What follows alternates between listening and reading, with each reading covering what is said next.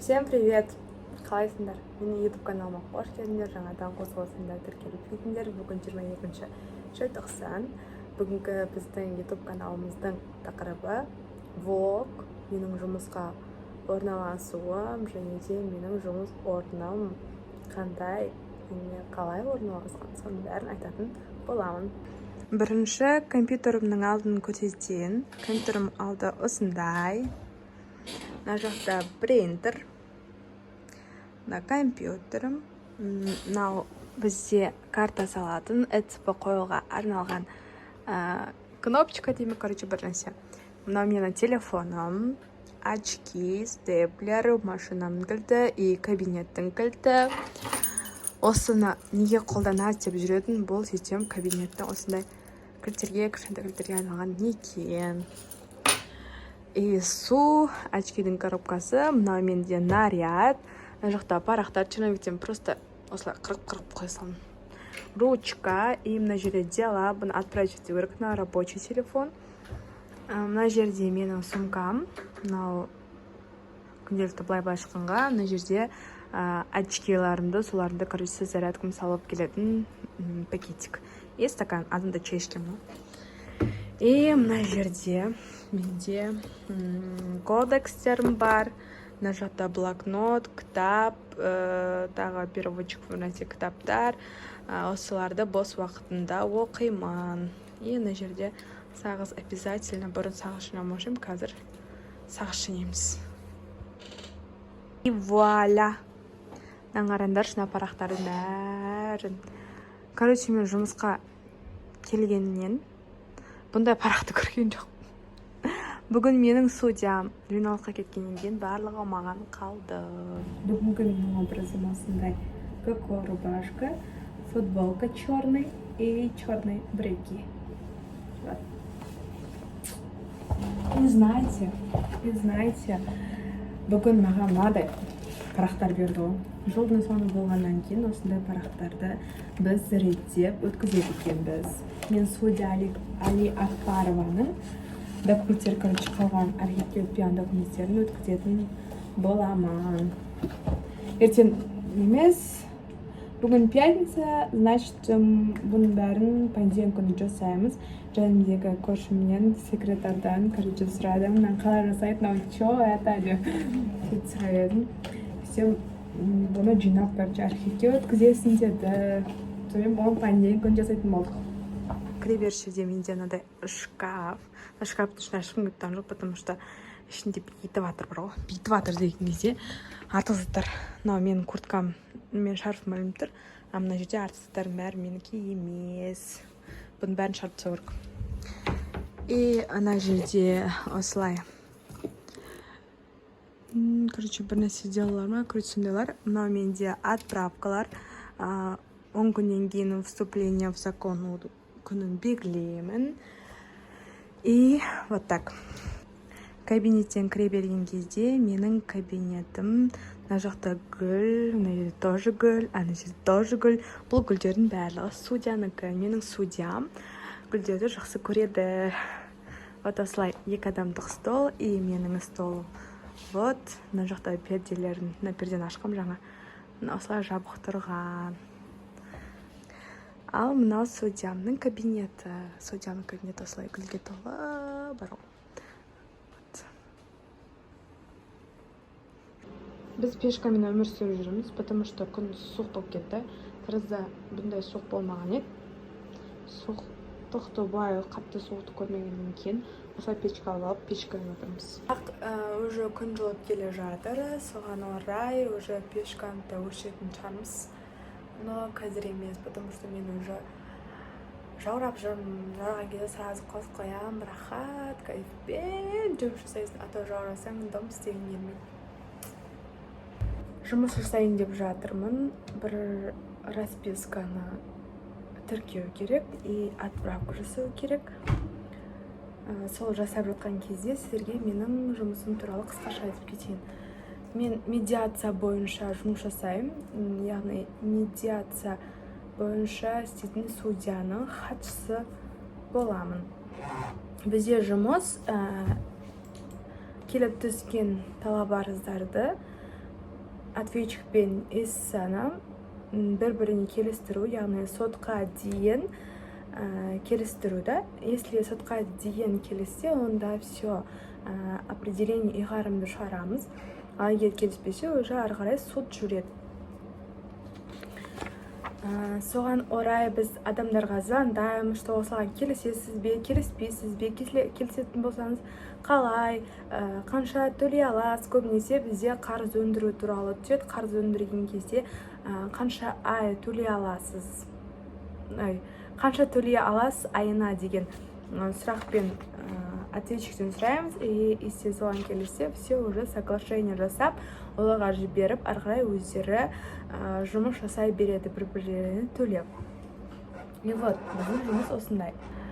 Расписканы не үшін аламыз, чтобы дәлел болу үшін, что ол қабылдап алды ма, қабылдап алған жоқ па, кейін жоқ, мен қабылдап алған жоқпын деп айтпау үшін сразу біз расписка жаздырып аламыз.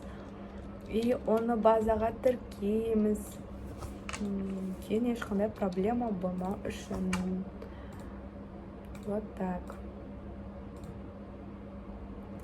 Все, расписканы тіркедік. Енді отправление жасау керек маған. Менің соттағы жұмысым осылай өтіп жатыр. Бүгін прям қарбалас болып кетті, не үшін екенін білмеймін. Бүйтіп вообще қарбалас болған емес, спокойно өзім отырып, өзім отырып, отправкаларымды жіберіп, солай делаларымды істеп, сөйтіп отыратынмын ғой. Бүгін елдің бәрін сөйлесіп, звондасып, сонда бәрі нәрсе болып кетті. Мен сендерге бір қызық айтайын. Менің практика өткен жерлерінің барлығы компьютерде жұмыс жасайтын, ешқандай қиналмай, спокойно солай жүретін да. И мен сондай нәрсені көргеннен кейін менің де жұмысым сондай болады деген менде ой қабылдасып қалған. И сондай мақсат сразу өзі қойылды ма, сондай бір нәрсе болып кетті да. И мен жұмысқа келдім. Вообще сотта практикадан өткен емеспін. Сот прям қиын деп сөйтіп ойлайтынмын ғой. Сөйтсем компьютерден жіберіп, отырып, өз тірлігіңді білсең, болды, все, бәрі оңай екен. Мынандай түйін келеді да, сен қандай жерге мақсат қоясың, и сол жерге өзі автоматически барылады да. Еще мен практикадан өткен жерлерінің барлығы айтатын маған, сен кішкене басқа жерге барып істеп көрсе деп ше. Мен айтамын, мен істемеймін. Жоқ, мен бармаймын деп ғой. Содан кейін кішкене үйренесің деп сөйтіп айтатынмын. Жоқ, мен осылай спокойно күшті жерге барып отырамын деп сөйтетінмін ғой. Сондай бір күшті бір қиялдап қоямын ғой. Сондай болды. Сөйтіп бір мечтам орындалды. Юрист мамандығын оқып, жұмыс табу қиын деп айтады. Ол қай кезде айтылады? Ол сенің тест тапсыруыңа байланысты екен. Мен универді бітірдім. Бітіргеннен кейін жұмысқа орналасуға сұрадым да, сөйтіп сен тест тапсыруың керексің деді. Яғни Б корпусы деген бар, А корпусы деген бар. Мен Б корпусын тапсыруым керек болды. И мен Б корпусына дайындалдым 3 ай. Представляете? 1 ай өзім дайындалдым.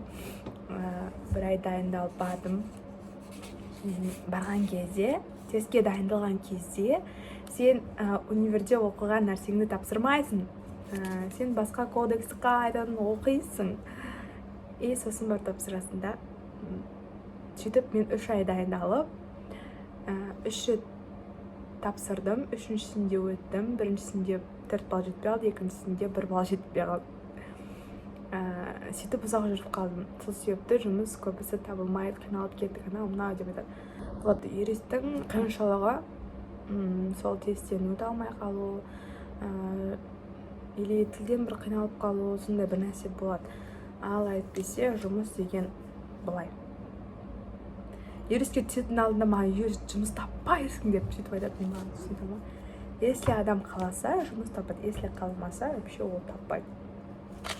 Сол себепті бәріміз юристте оқитын болсақ, Оқимыз, үйренеміз, білеміз, жұмыс жасаудан вообще қиналмаңыздар.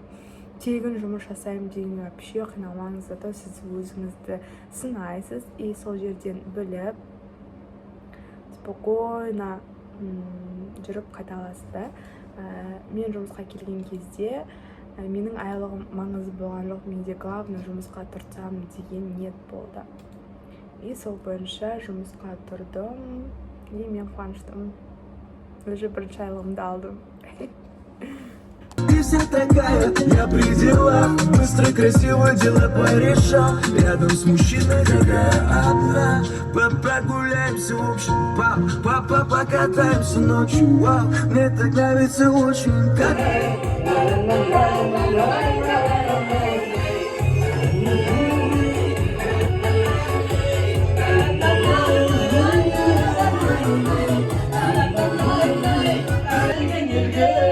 Махаббаттың ескірмегені күмбірлегенді ешкім келеме шалқып көңіл шаттық үйірсін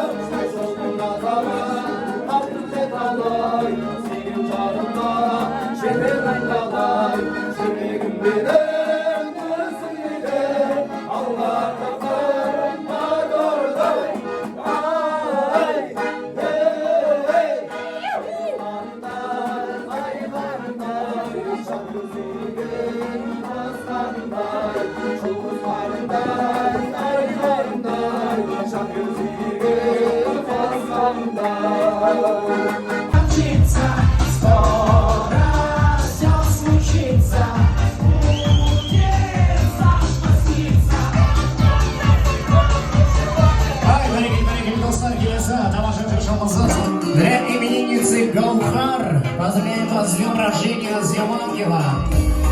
С большой любовью от любящих друзей, от дружного веселого коллектива.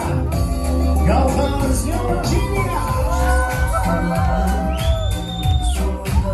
Туған дүниесі айлы